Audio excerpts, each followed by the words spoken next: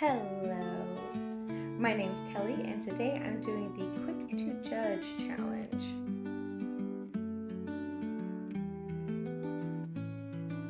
So I was tagged by Whitney over at Tibbera's Den to do this Quick to Judge challenge, and we'll see how it goes. So here are the rules. I have to pick 5 to 10 unread books from my shelves, and I'm supposed to try to avoid sequels.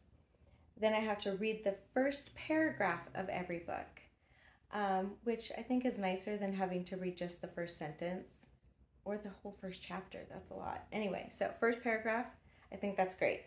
I have to rank the books based on the first paragraphs.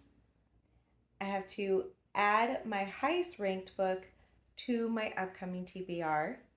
And then I get to invite someone else to do it. So I figured that this is kind of perfect to do since it's the beginning of April. I've just now kind of stepped into reading my April TBR, and I thought that this could be fun to do.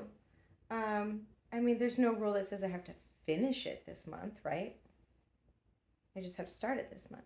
So anyhow, it says 5 to 10 books. I went for, 6. So what I'm going to do is I will go ahead and read the first paragraph out loud and we'll rank it from there. So the first one I'm going to read from is The Great Divorce by C.S. Lewis. I'm not going to lie, yes, I want to read this, but I also chose it because it's a smaller book. And if I choose this one, it'll be easy to add to my month. Okay, so the first paragraph is a whole page, guys. Okay. Oh my goodness, the second paragraph is a whole page and a half. Okay, so we're happy with the one page. Okay, so I seemed to be standing in a bus queue by the side of a long main street. Evening was just closing in, and it was raining. I had been wandering for hours in similar main streets, always in the rain and always in evening twilight. Time seemed to have paused on that dismal moment when only a few shops have lit up, and it is not yet dark enough for their windows to look cheering. And just as the evening never advanced to night, so my walking had never brought me to the better parts of town. However far I went, I found only dingy lodging houses, small tobacconists, hoardings from which posters hung in rags, windowless warehouses, good stations without trains, and bookshops of the sort that sell the works of Aristotle. I never met anyone, but for the little crowd at the bus stop, the whole town seemed to be empty. I think that was why I attached myself to the queue. Josiah, my son swore that if you didn't change it to a hotter one. That was all your fault.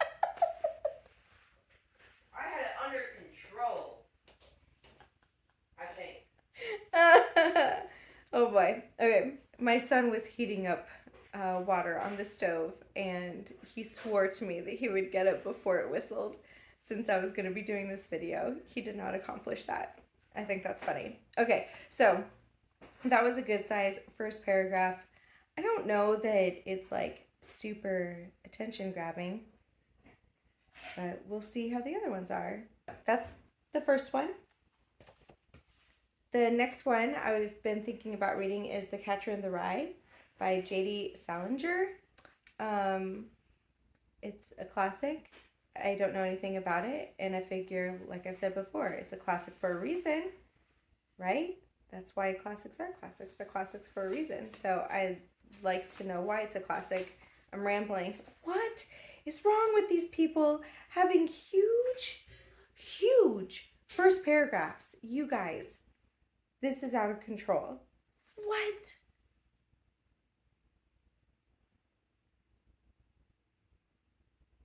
Okay. I've made a decision based on the length alone. I'm not doing this one. I don't want to. Okay. I will read No. That one goes on the bottom. So the next book is Prophet by Frank E. Peretti. I've heard a lot of people talking about this book, heard some great things, so it's been on my shelf for, I think, about a year, and I just haven't got around to it, so I'm going to try. Okay. John Barrett heard God speak when he was 10 years old. Years later, all he would clearly remember about that Sunday night meeting at the Rainier Gospel Tabernacle was that it was close and sweaty in the dead center of summer's heat. Noisy, too. It was altar time at the front of the church. The saints were praying and praising, and it was not the quiet, introspective kind of worship, but the hollering kind, the throw back your head and cry to heaven kind.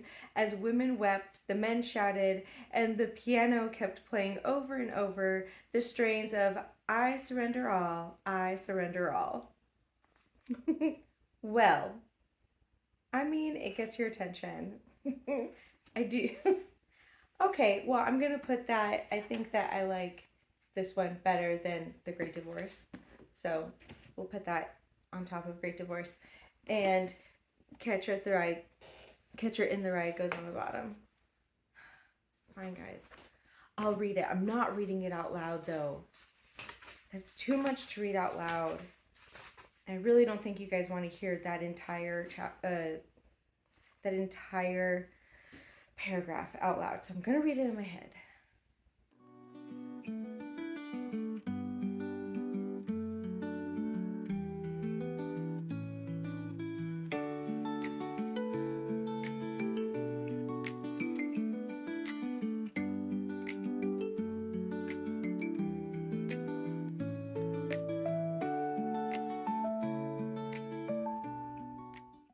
Okay. Well, I'm glad I didn't read it out loud. There's a couple of curse words just in that first paragraph, or what I consider curse words. I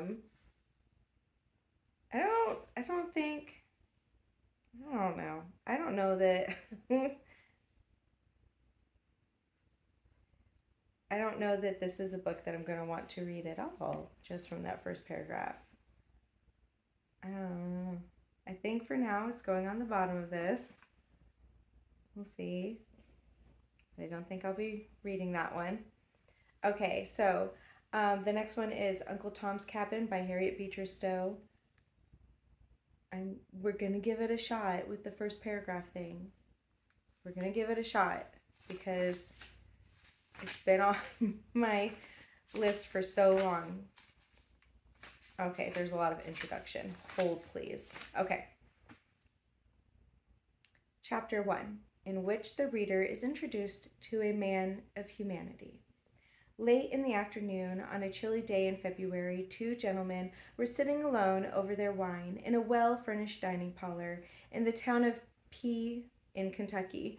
There were no servants present, and the gentlemen, with chairs closely approaching, seemed to be discussing some subject with great earnestness. Okay. I mean, I want to know what they're talking about. I don't know. I don't know that I like it. I like it better than The Great Divorce.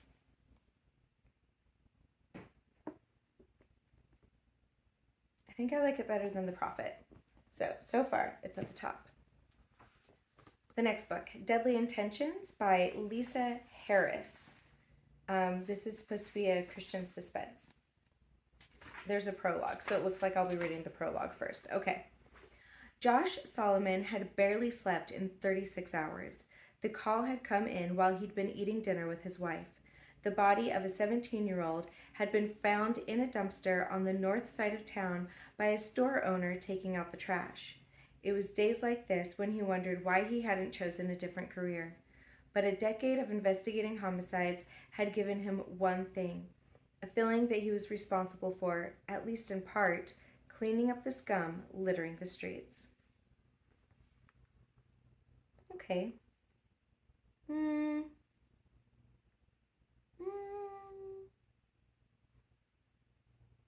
think, I mean, it sounds interesting.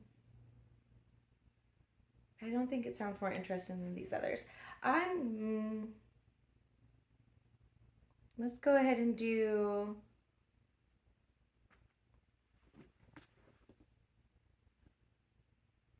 I think, under profit.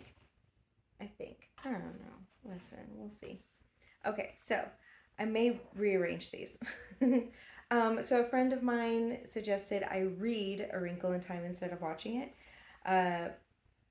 by Madeleine Langle. I don't know her last name. I apologize. Okay, chapter 1. Okay. The first paragraph is a sentence. Just one sentence. It was a dark and stormy night. I'll read the next paragraph too. In her attic bedroom, Margaret Murray, wrapped in an old patchwork quilt, sat on the foot of her bed and watched the trees tossing in the frenzied lashing of the wind. Behind the trees, clouds scudded frantically across the sky. Every few moments, the moon ripped through them, creating wraith-like shadows that raced along the ground. Okay, that's not bad. Okay. All right, we'll see on that one. Okay, and then the last one that I'm considering is The Frozen Deep by Wilkie Collins. I've mentioned before, I really have enjoyed the 2 books that I've read by Wilkie Collins, which are The Moonstone and The Woman in White. So when I found this book, I had never heard of it, but I got really excited. So I would like to try to maybe read this one. All right. The date is between 20 and 30 years ago. The place is an English seaport. The time is night, and the business of the moment is dancing. And that's it. That's the first paragraph. Okay, so I think I need to do some rearranging of what I was saying earlier, because the more I think about it. Okay. At the bottom is The Catcher in the Rye. Just not interested in that right now. And like I said, with what the first paragraph had, I'm not sure that I will be. I apologize for anybody that wants to hear it, but like I said, there's cursing in it. I'm not going to read that out loud. It's like a page and a half. From that, I'm going to say next is The Great Divorce by C.S. Lewis. I do want to read this. I'm sure that it's much better than just that first paragraph. But as far as going off of only the first paragraph, the thing that gets me most interested, I'm saying no to that. I think after that is A Wrinkle in Time. It was interesting-ish. I mean, just not more interesting than the others. Then let's do The Frozen Deep by Wilkie Collins, which is a bit of a bummer because I really do want to read this, but if we're going off of only the first paragraph. Okay, and it's getting harder now. All right, so I think next in the ranking is probably going to be Deadly Intentions by Lisa Harris. I mean, it starts out with a murder and I find that interesting, but there wasn't something to really grab my attention there. Got really violent with that. Anyway, so there's that. And then I think, the more I think about it, I think next is Uncle Tom's Cabin. I do want to know what they're talking about, but a kid hearing from God at the age of 10 and then kind of going from there, I think that's really interesting. I am intrigued pretty quick. I do think that this one is the more interesting one, so I'm going to go with this one. So I will be adding this to my TBR pile for this month, and we'll see how much of it I get finished. Anyway, that's it, guys. I hope that you have